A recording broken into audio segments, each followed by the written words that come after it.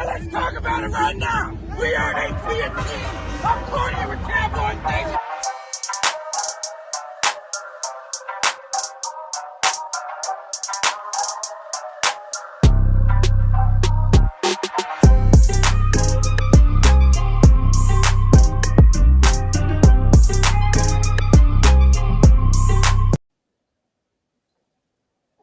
You're probably sitting there saying, what's going on, Jimmy D? Where's my tag? Where's the Cowboys hype man? And what's going on with the chair? Where is the chair? Well, Mike got caught up at work, so I'm running solo right now, and I'm doing my first time running solo and my first time producing. So if anything's going wrong, you people need to keep me in the loop here because we're trying to put on a quality show for our fans. So, again, as always, make sure you like, subscribe, share with your friends. Check us out on Spotify, YouTube, Facebook, anywhere you want. You can't get rid of us, okay? And remember, the 1,000 subscriber, Mike's got a special Cowboys piece of merch to hang on your wall. So make sure you get the subscribers up, get to 1,000, you can get a prize. So I was debating what to start out with tonight because there's some intriguing series going on in both basketball and hockey. I'm going to start out with basketball tonight. I flipped a coin and decided that we're going to go with the Heat and Celtics matchup. So in game one, you had the Heat looking pretty bad in the first quarter, getting beat by 10 points. And then Jimmy Butler just took over, as you would expect, as we talked about last week. I mean, obviously he's the key. He does need help from his supporting cast, from Harrell and Bam. But he just took over, and that's all she wrote. I mean, so, you know, what looked like it could have been the Heat losing the first game. They came up, turned around, but game two, completely different story. You know, the Heat were up early in that game. Then they were down by roughly 25 points at halftime, you know, just to lose by 25. And the thing with that one was Butler had no help at all. I think he was the only one on the Heat with 20-plus points. Tyler Herro had 14. I think he was the next, and Bam only had 5 or 6. So just a complete roller coaster ride in that series. Now, fast forward to game 3 the other night, which was a little intriguing because you had Miami up by a lot at halftime. Then Butler gets hurt in the third quarter in a questionable takeout, if you will, at the ankles. I know Spoelstra was calling that out today and saying that you know, he thought you know, there might have been a degree of an intentional injury on that one. I don't know if I agree with that, but you know, again, it was a good thing that the Heat were up that early or up that much at halftime, because that game got interesting at the end. I mean, the Celtics were within 4 at one point, and then the Heat closed it out. Good thing that Bam showed up. So tonight, in about 25, 30 minutes, you're going to have the Heat game on, game 4 with the Heat up 2-1. And that being said, we'll see what happens. Butler is going to be in warm-up, so he'll probably play. Tyler Herro's out, so you're figuring at least, you know, with Bam scoring 31 last game, he'll be back, and hopefully he'll be contributing tonight for all you Heat fans out there. And as far as the Celtics, we don't care about you because I think behind Philadelphia, Boston's a close second. Cities I don't care for. I'm a Yankees fan, so I don't like the Red Sox. Being a Rangers fan, I don't care much for the Bruins. Nobody likes the Patriots, so they're short on my list, and they're right behind Philly, I would say. So, by the way, if you guys want to comment, feel free to comment. Like I said, I'm running solo. Mike might join us at some point during the cast here if he can get home or get back in time from work. So we'll move on to the other intriguing series. We'll move to hockey now. We'll have Florida Panthers and Tampa Bay Lightning. I sat here a week ago, and Mike Tagg asked me, you know, who do you think's going to win? And I said, well, the Panthers should win by all means, even though they struggled a little bit in their first series against Washington. I said they should win in 5 or 6 games against Tampa. However, for those who watched last week, and you should be watching every week, don't miss any of our podcasts, I said if Vasilevsky turns it around, because in the Toronto series, he got pulled twice. He gave up a lot of goals. I said if he's on his game, then that can change everything. And what happens? He's on his game. He stopped 102 out of 105 shots in this series. I know they're playing right now. It was 0-0 when I fired up the camera. If anybody has an update on that, please comment and let me know what the current score is. But he's taken over. He's again allowed 3 goals on 105 shots. None of the Panthers' big players are coming through. The first line is playing terribly. Barkov and Huberdeau are quiet. Duclair in the second game finally broke out of his scoring drought and had a goal. But you got your top guys need to score, man, so they get paid for it. So we'll see what happens tonight. I'm hoping it's not a sweep. You take also some ridiculous penalties and some bad decision making by especially Mackenzie Weegar. And I don't typically like to call anybody out, but kind of some stupid plays on his part, especially was a game 2 where it was seemingly going into overtime. Excuse me 1 second. It was seemingly going into overtime, and Ross Colton goes to the net. Mackenzie Weegar's kind of just sitting there watching him, giving him a free ride, and they bury a goal with 3 seconds left. Now you can say, well, shit happens, and there was only 3 seconds, and they were waiting for the clock to run out. But you get paid to play the game.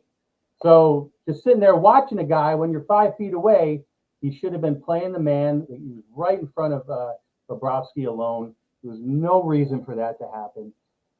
But if you top that off with some of the stupid penalties he's taken and some other bad turnovers throughout both series, you'll understand why I'm kind of crapping on Weegar right now.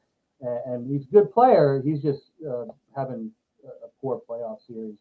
So that's my thought. And if anybody, like I said, has the current score on that game between Tampa and Florida, please comment and let me know. Last it was 0-0.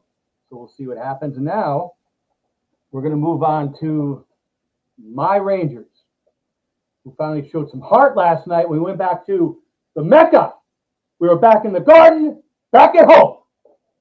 And we took care of business. We closed it out. So we had game 1. And the part that really pisses me off the most is Carolina has 6 players that used to play for the Rangers. So they're out for blood. They're out to get us back. They want revenge. So and the crummy part is their goalie used to be our backup goalie, Antti Ranta, and he's been just a thorn in our side the first 3 games. In the first game, he stopped us easily on 3 goals that should have went in. But we were up 1-0 late, and the Capo Kakkonen, he's actually Capo Kakko comes in and has an easy open net goal to hit. The goalie was on the other side, out of position, couldn't make his way over. My mom could have hit that goal. He missed it wide of the right side post. And, of course, the way things go, being a Rangers fan, at that point we were up 1-0. There was about 3.5 minutes left. That seemingly would have sealed the deal for us. He misses it. They come down. They score with a minute left. Goes to overtime. We lose. I'm cursing at the TV because we should have stole home ice right there. It was just really bad. And again, another game where I'm talking about the Panthers. None of our big guys showed up that game. So then we had number 2, game 2 Friday night, which some of you might have been watching on Twitter with me. Basically, the game was so boring that I was probably falling asleep. And I don't know if you're if you're an insomniac, would have been the perfect game to watch because it was just boring. Very little shots on goal. Again, there's not much to say. It was just a boring game, and we ended up losing it. A close game yet again because our goalie Igor Shesterkin is playing very well. But the thing is, in games 1 and 2, the Rangers are playing defensively. We're not playing a normal game, right?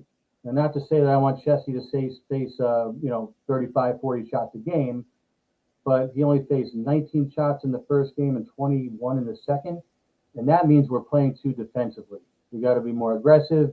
And it showed yesterday when we did get more aggressive because Zibanejad had a goal and an assist. Like I said, back in home cooking back here in the Garden. We got the win. And the crummy part about that is we're up late by a goal, just like a couple games earlier. Chris Kreider, not only it wasn't an open net, it was an empty net, and my man misses a 15-foot little easy shot from the hash marks. I think Mike Tagg would have buried that shot if he was there. Missed it completely, and all I just had nightmares about 2 nights earlier, and I said, holy shit, man, we're going to blow this one again after missing it easy. And this time an empty net. But thank God, about a minute later, we finally did bury the empty net and ended up winning that game. But again, I don't understand why teams, whether it's us or even the Panthers for that matter, why do you deviate what has helped you win all season? And even beating the teams that you're playing against in the playoffs.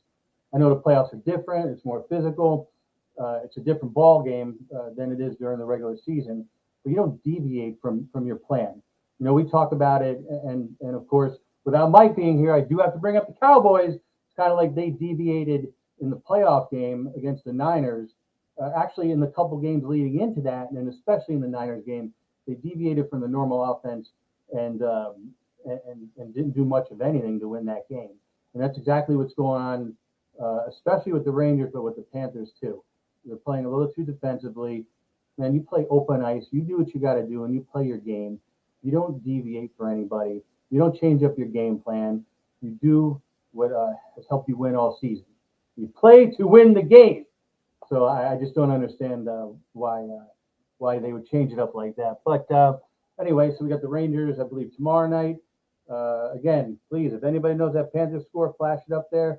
The Heat don't begin for another 15 minutes. If we're still on, I need to know that score too. We'll move on to the Mavs and Golden State, which is a shocker. I'm sure a lot of you Dallas fans out there aren't too happy. I mean, Dallas is down 3-0. I mean, you can't say Luka isn't playing. I mean, he has, 41 points one game, 42 another. But Golden State's just working them. And especially the killer was blowing the big lead in game 2. Had a big lead at halftime in the third quarter and then just choked it away. Now, Steph Curry, of course, he's on his game. Kevin Looney's stepping it up for Golden State. He stepped up points and rebounds. But, you know, blowing that game on the road in game 2 was just a backbreaker. You know, you could have stole home court advantage. And, you know, they're down 3-0, and they just have to do some soul searching and make it happen. I think that game is on tomorrow night, if I remember correctly. And again, you know, I'm sure the NBA doesn't want this for ratings. I don't want it because I prefer to see the Mavs go. It's, you know, I like to see some sort of comeback. You know, again, the NBA wants it for ratings purposes. As a fan, I don't want to see a 4-0 sweep.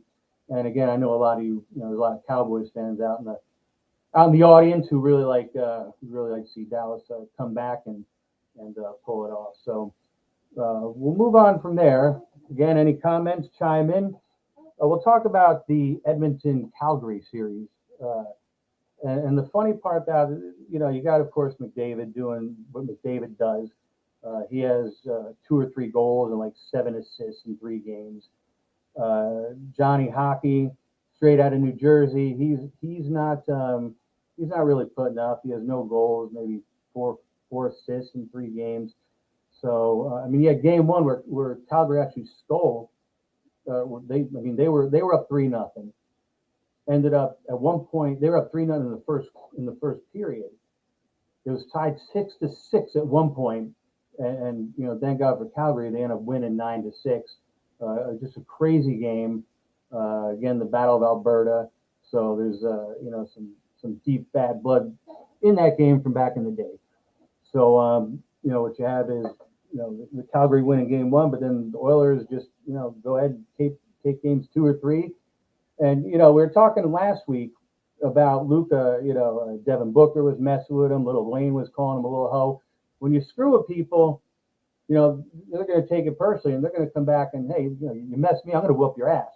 Well, that's what happened with Evander Kane in game 3, because you had Mac Tkachuk goofing on Kane. For people who don't know the backstory, Evander Kane basically it's been well put out in the tabloids about his gambling problem, and he had some issues with money. So, they were jawing on the benches, and Kachuk was basically calling out Kane for, being bankrupt and just carrying on, just trying to get under his skin, and even had some fans throwing money down at Kane over the glass, which I don't condone that, because first of all, you just don't do that. We've talked about the, kind of that, there's lines you don't cross. Even though you're a fan, there's lines you don't cross in what you say. And even though I was laughing at it, that's kind of a line crossing thing to be throwing money over the boards. He's lucky he didn't get an ass kicking, the fan. But Vander Kane, guess what? They pissed him off. Hat trick game 3, and that's all she wrote. It was a 4-1 win, and Vander Kane had plenty to say about that.